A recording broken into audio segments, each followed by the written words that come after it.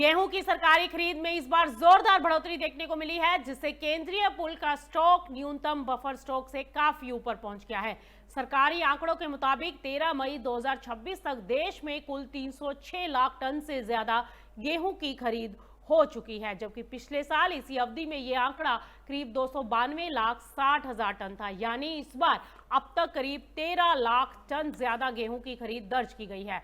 अगर पूरे रबी marketing season की बात करें तो पिछले साल करीब 302 लाख टन गेहूं की सरकारी खरीद हुई थी, लेकिन इस साल सरकार ने 345 लाख टन का लक्ष्य रखा, जिसमें से लगभग 89% लक्ष्य पहले से ही पूरा हो चुका है।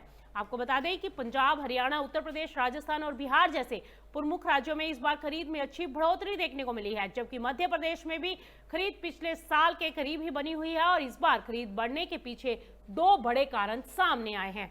पहला कारण यह है कि कई राज्यों में मौसम की वजह से गेहूं की क्वालिटी प्रभावित हो गई है, जिसमें दाने बदरंग, टूटे, चिपटे और हल्की क्वालिटी के गेहूं की मात्रा ज्यादा रही।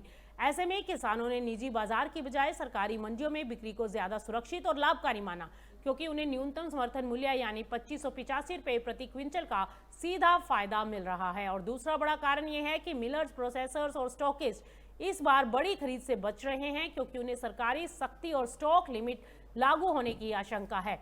दरअसल पिछले साल ऊंचे दाम पर खरीद करने के बाद कई व्यापारियों को नुकसान उठाना पड़ा था, जिसके चलते इस बार उनकी सक्रियता कम देखने को मिली है। हालांकि निर्यातकों की तरफ से अभी ज्यादा खरीद नहीं हो रही है, लेकिन आने वाले समय में अगर अंतर्राष्ट्रीय बाजार में मांग बढ़ती है तो उनकी सक्रियता फिर से बढ़ सकती है। तो कुल मिलाकर इस बार सरकारी खरीद मजबूत स्थिति में है और केंद्रीय गेहूं स्टॉक भी सुरक्षित स्तर से ऊपर पहुंच चुका है, जिससे खाद्य सुरक्षा व्यवस्था को मजबूती मिली है।